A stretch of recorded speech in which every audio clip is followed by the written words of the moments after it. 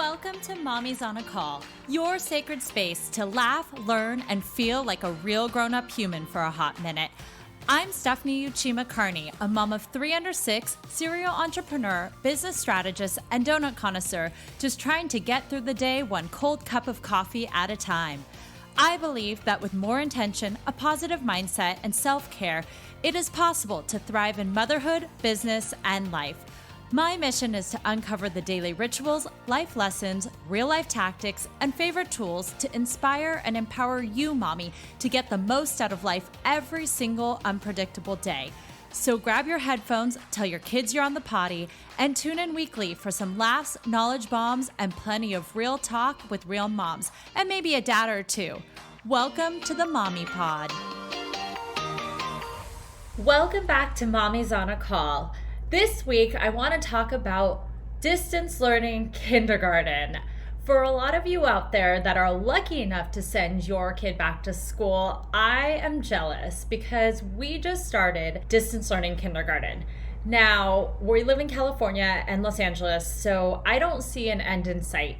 And the reason I want to bring up virtual kindergarten and just virtual learning in general is there's so much more going on at home, for the kids, for the moms, and I want to talk about it because I know we are suffering. The other night, I got together with some of my mom friends, and that was a big topic because a lot of us have little kids at home under the age of 5, so they're not in school. And we also have an ingoing kindergartner. Starting off your kindergarten experience virtually has been very, very unique. And I know there are a lot of kids out there dealing with the same things, but what I want to talk about is moms and dads too, but who is really suffering in all of this? Honestly, after a week of school, my kindergartner is doing all right. I think he's enjoying it. He's having fun on Zoom. It's kind of unique and new. He gets his own iPad. So I mean, what other kid, after telling them no screen time, no screen time, no screen time, wait, just kidding, you can have an iPad now because iPad is school and it's for learning. So my son is ecstatic and goes around running around showing his little 2-year-old sister, look, I have an iPad, you don't. Anyway, I think they're fine. But as a parent, I think there are so many other unintended results that virtual learning has become for us. And as a mom right now, I feel like I'm a prisoner in my own home. And yeah, whether or not you have someone to help you out, whether your husband can be home, whether you have childcare, regardless of how independent your child is, this whole situation is not easy. And especially if you're working parents. I seriously don't understand how dual working parents can be able to do virtual learning if both parents are working at home. If they're working out of the house, that might be different because you probably had to send your kid to some sort of daycare anyway. But if you are working at home, it's literally impossible.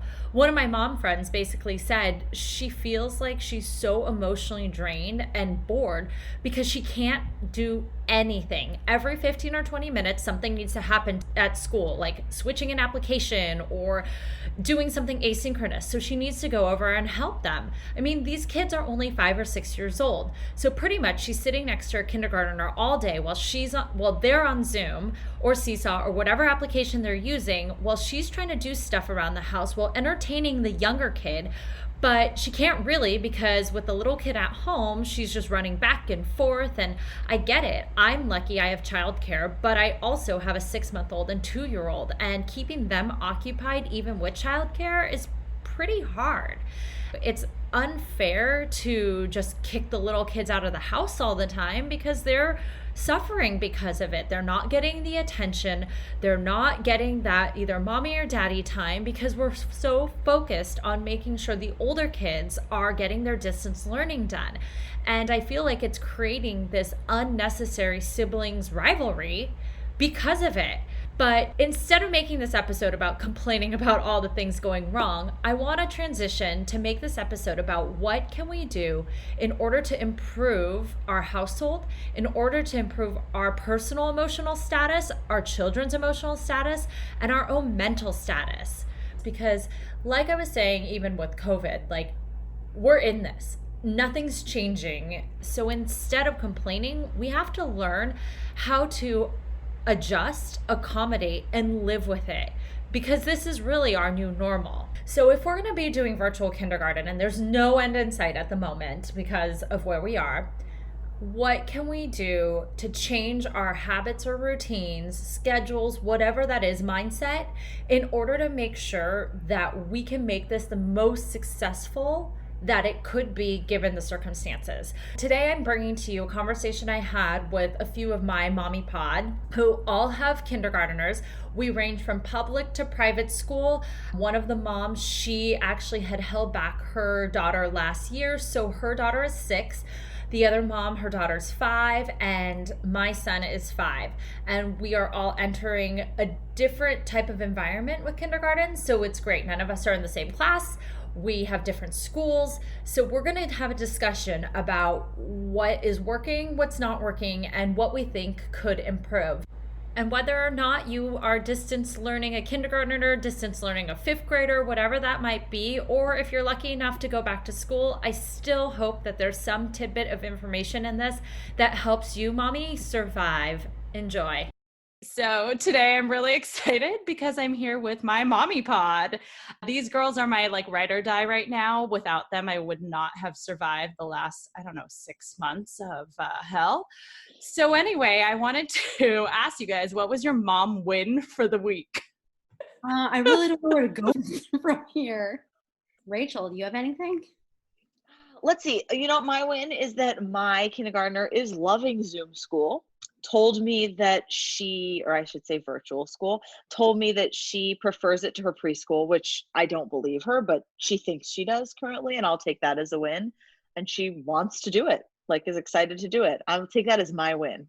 Is it bad that the whole time you were talking, I was trying to think of a win and I still came up with nothing?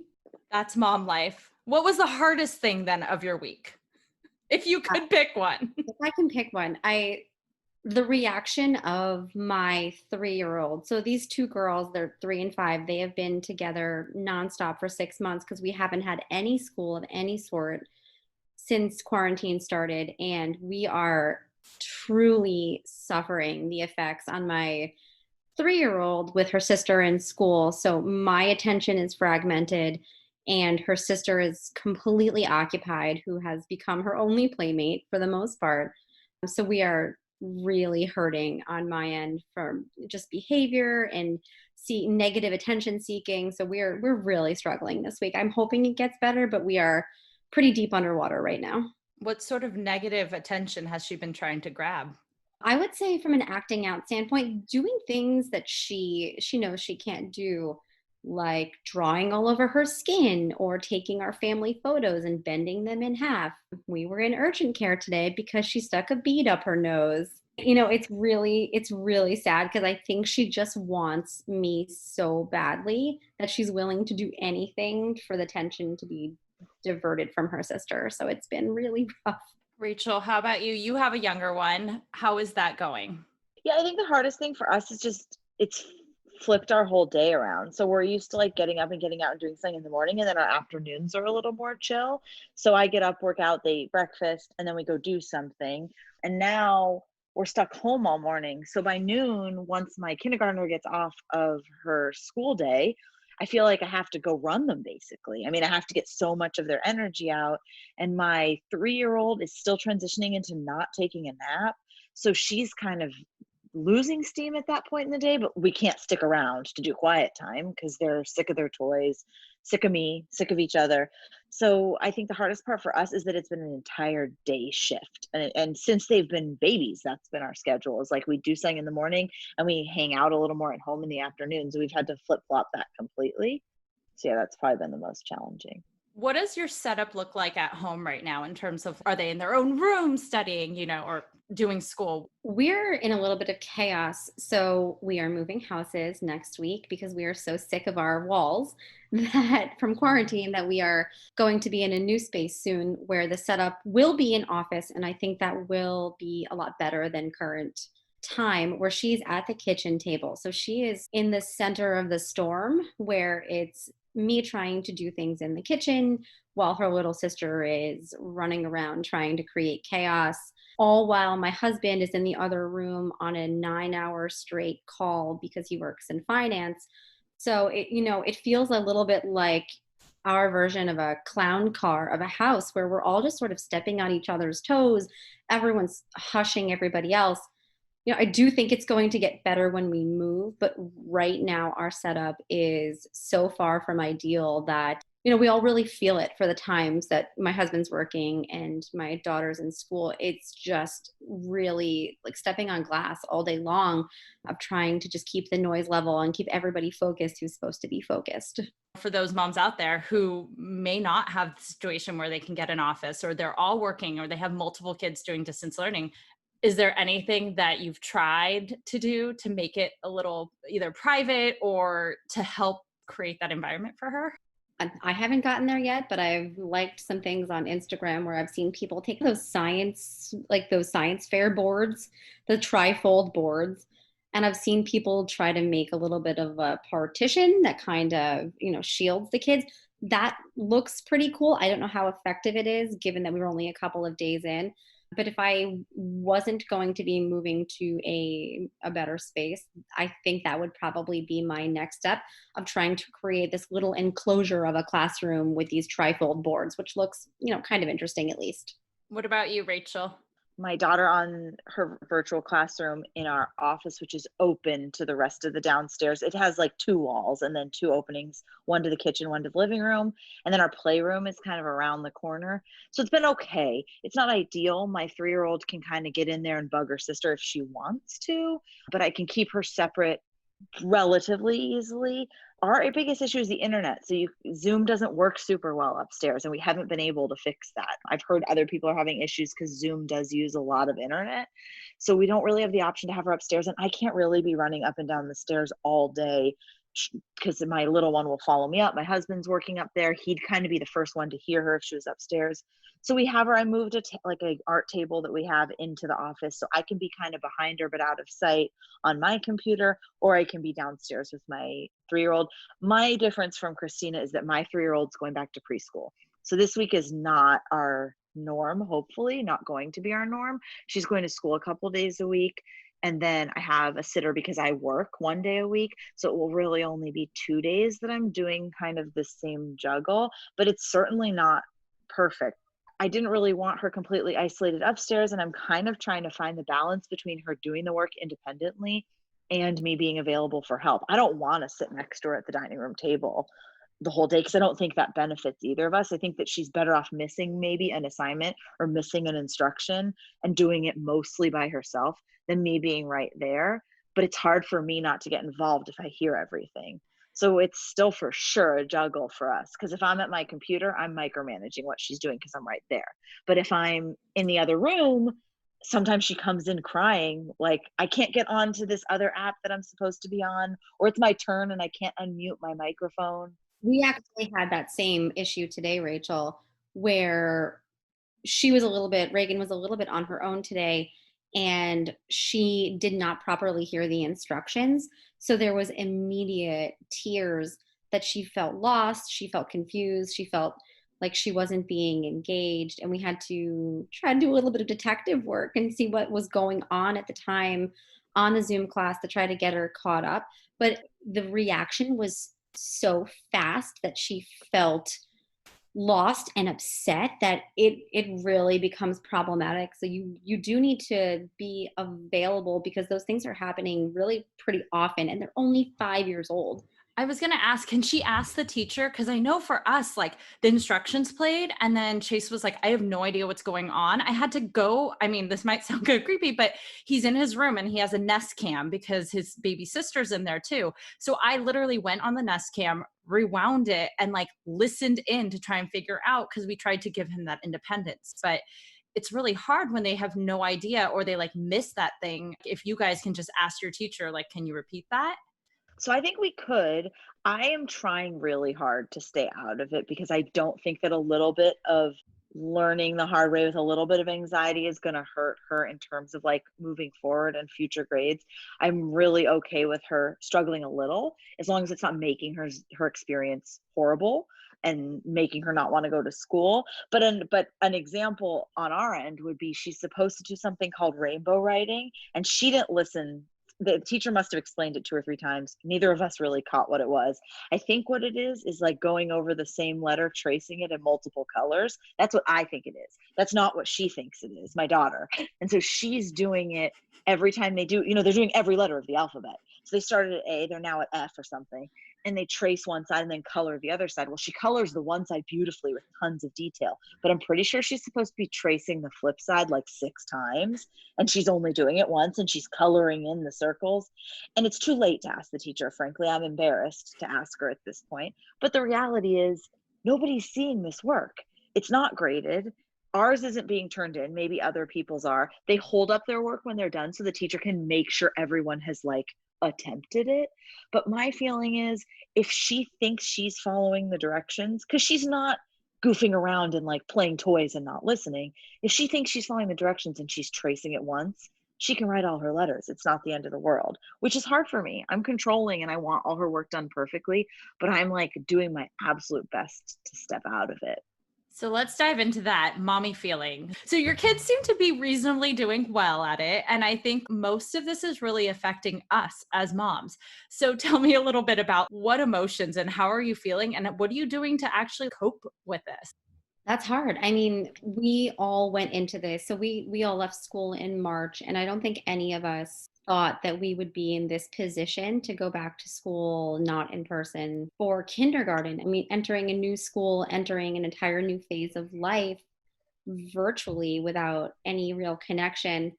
I think so much of the disappointment has been on my end of what I think that the kindergarten experience was supposed to be, this very wonderful kumbaya entree into the academic world that I'm personally sad she's missing, but she doesn't know any better. So she's still relatively excited. She wants to engage with her teachers and with her peers. So I think what we've done to try to manage expectations is, we know she's clearly not super happy with the situation. So we've tried to say things like, there's lots of fun things about Zoom school. You still get to see your friends, you get to do the work, you get this teacher who is so proud of the work you're doing. But we're very clear, at least in our house, that this is not school. This is not the school experience. So that if she does feel disappointed and she feels a little let down by what the process is, that when she does go to school, she's going to have this amazing connection with these people in this amazing magical place, that this is so different. So at least for us, we have not tried to play up that, virtual school is great, because I think even at 5, she knows that that's probably not really true. But we have tried to talk up that this is really temporary and is going to get better. But honestly, most of the disappointment is in my own heart, and I can't relay that to her. That's so unfair because she just doesn't know any better. Yeah, so I think that a couple things. I think for me, it's definitely me, not her. I totally agree with Christina. She doesn't have any clue what she's missing. She went to a completely play-based preschool that was almost entirely outside. This was going to be different for her anyway, going to a public school classroom. My daughter's also a whole year older, so we redshirted, held her back, however you want to describe it, which I think has been a blessing for us because she really can pay attention. She's fine being on Zoom for 3 hours. We are also not treating it like school. What I kind of did in my head is divided it up. So school serves 3 purposes: academic, social, and childcare. So for me, I decided to keep her enrolled in public school and do this online school in the hope that we might go back, which I don't know how realistic that is, but also because I believe in our public school system and I want her to go to our neighborhood school. So in my mind, virtual learning is just the academic part of her day. That 3 hours is the academic part of her day. That doesn't count as social interaction. She is also in a pod that starts next week in the afternoons, and it's 3 hours, 2 days a week. It's with a couple kids from her class and a couple kids from the other kindergarten class. Christina's daughter is also in that pod. And I think that for me is like keeping the social end of it. And honestly, again, this is all for me. I think she needs the social interaction, but she doesn't know these things exist until we put her in them. True. I didn't even think about that. Like all of this disappointment we always talk about, I forget that they don't know any better. They've never been in kindergarten. To them, this is all normal. And it's not like their friend is going to school. It's like everybody's in the same boat. But I just feel like I'm wondering, as like moms, are we like projecting on them? Like, are we making them feel, I guess that's my own mom guilt. When I get frustrated or I have anxiety about things, is Chase feeling that? And so he's getting frustrated because of me. And do I need to change what I'm doing? Or, yeah, I don't know. I'm sure to some extent they are. I mean, the first day of kindergarten, I had a hard time because I had a hard time telling what was like sad that my first child's going to kindergarten normal emotions and sad that we're living in this time emotions. I think I kept that pretty separate from her, but I think she does pick up on my anxiety. Like this morning, our teacher didn't log in because her internet was down. And when we finally got her logged in, like 45 minutes later, it was not a big deal. We could have missed the day and it wouldn't have mattered. And she had a really hard morning transitioning back onto the computer after we had like set her up in front of the computer. The internet didn't work for the teacher. I let her go play Legos, brought her back to the iPad. And I think for her, yeah, she could sense that I was like, oh my gosh, why isn't the Zoom up and running? Why is the teacher 40 minutes late? So I think they sense it from us. But again, they're so much more resilient than we give them credit for. Like they're just living in a historic time. They're never going to remember because they don't have a frame of reference. Some say kindergarten's the worst year for this to happen. I think to me, it'd be so much worse if they knew what school was like. Like this is public school. I was going to say, why do you say that kindergarten's the worst year for this to happen? So my preschool teacher actually said she feels the most sorry for the kinder parents and the kinder students because it's so hard to get any real level of the school experience across the computer for the kids that young. My feeling on it is if your goal is for the school portion of the day online to be their social fulfillment, but I'm not counting on that.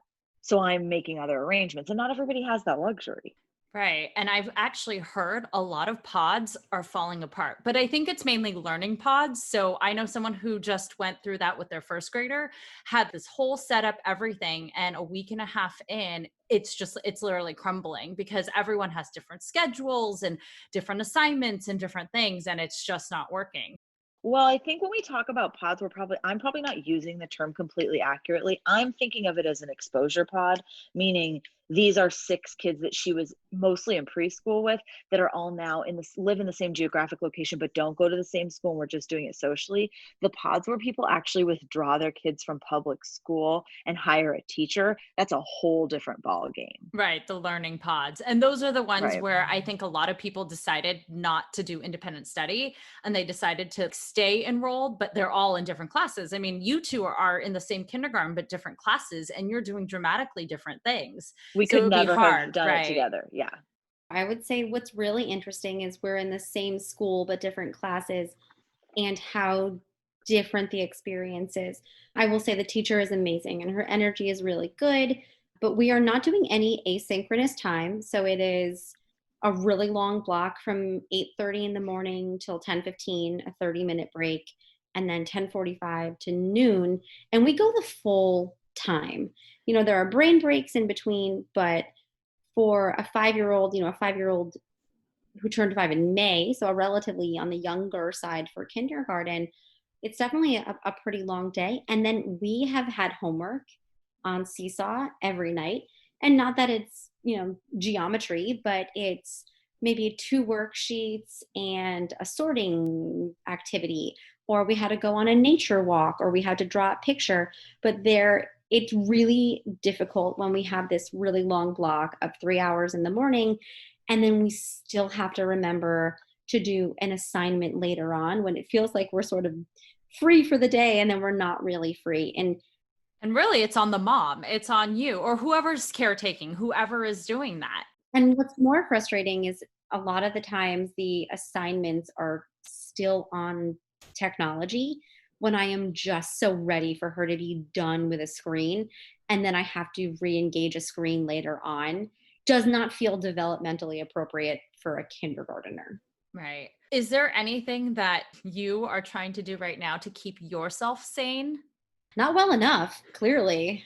No, no. Yeah, it's a good thing this is not a visual meeting that you're recording right now, or else that would be rough. But what I think has become apparent is, you risk a level of exposure to get help, and help is quite literally the only way you can do anything for yourself. So we do have a babysitter that comes twice a week in the afternoon. But that time, I'm so fried by the time we get there that I don't even know that I necessarily enjoy it the way that I should. I try to cram in errands or the gym because I feel like I'm supposed to, but I personally don't feel like I'm doing enough for myself right now. And I was actually thinking about that with being stuck at home because it's almost worse. You can't leave the house because your kid is doing kindergarten and they're not old enough to stay by themselves. They're not in high school where you can leave them in their room and it's great.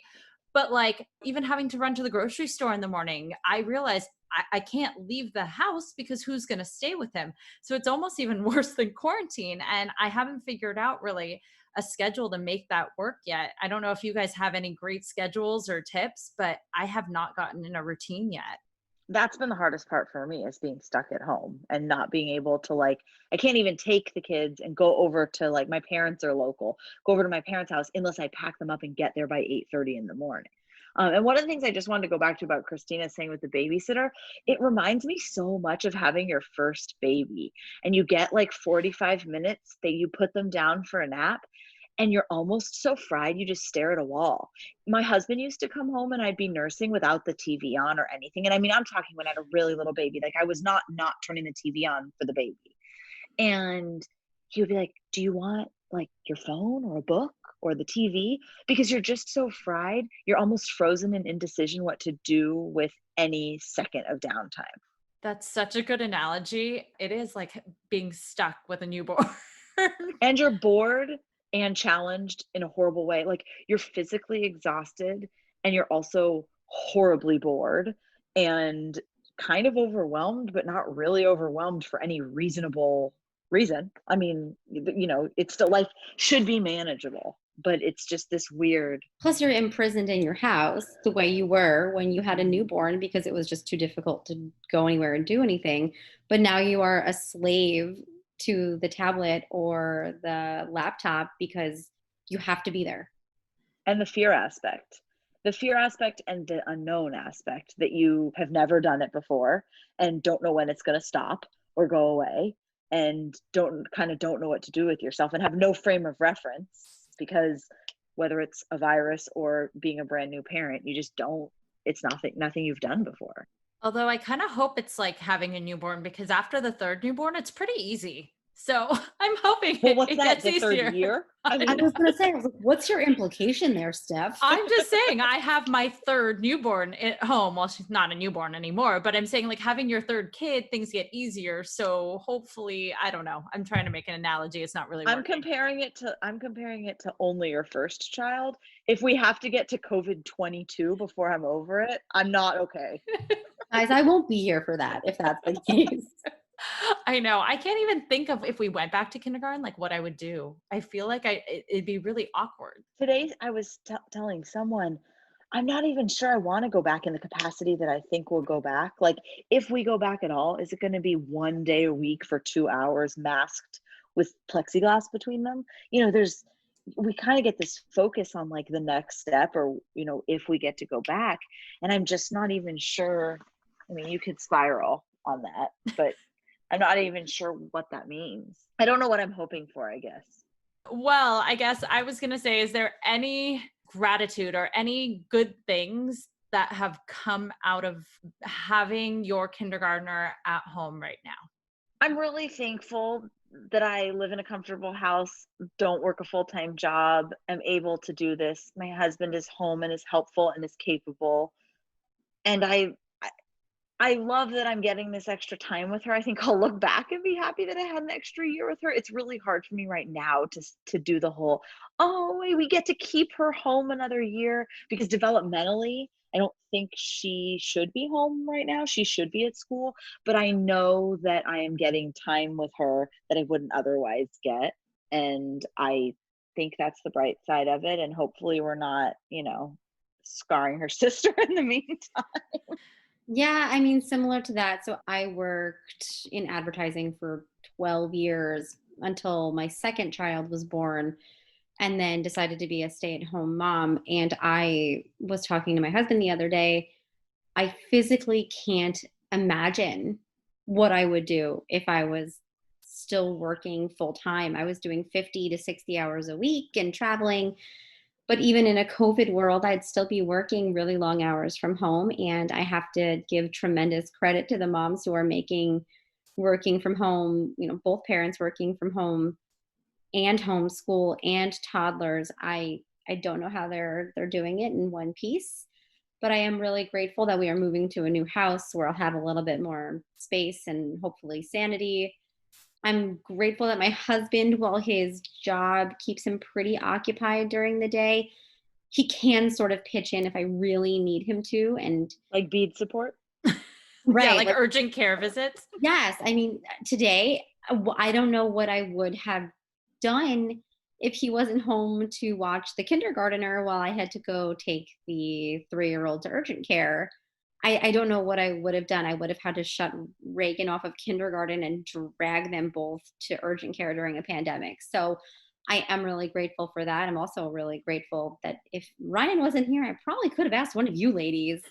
I think one of the things I'm most grateful for in general in this is finding, this neighborhood group of moms that we've made into this pod that has truly been the lifeline of all of this. And I know some moms who have been too nervous to really extend outside their very small bubble of their house, and they're the ones who are suffering. So, I mean, my biggest advice would be it really does take a village. And if you can create even that small village to have somebody to lean on when you need help, especially with this virtual schooling stuff, I think I would be in a much worse place without it. I think that's actually a good point, is to make those relationships with people in your class too. I mean, even with our teacher in preschool, she said that our class was the closest she's ever been to a class. And I think it's because there was so much parent teacher involvement. But also, like, as a mom, I got to know a lot of the other moms in the class just because we were all going through this together, and we would text each other or email. And I feel like that's kind of a blessing, is you get to meet other people and then try and create those relationships and really foster those, because we're all going through it together. So thank you guys. I hoped you enjoyed meeting 2 of the 5 of my crazy mommy pod group. We get together every week or so and talk about different subjects over wine and craziness. Between the 5 of us, we have 12 kids ranging from the ages of 6 months to 7 years. So I'm really excited to bring some conversations with them to the podcast. Thank you so much for listening to this episode of Mommy's on a Call. Your support means the absolute world to me. You can find the show notes for this episode and other goodies over at mommysonacall.com. And if you enjoyed this episode or have gotten value from the podcast, I would be so grateful if you could head on over to Apple Podcasts and leave a rating and review so that we can reach and empower more moms all over the world together. Thank you so much again, Mommy Pod, and I will see you here next time.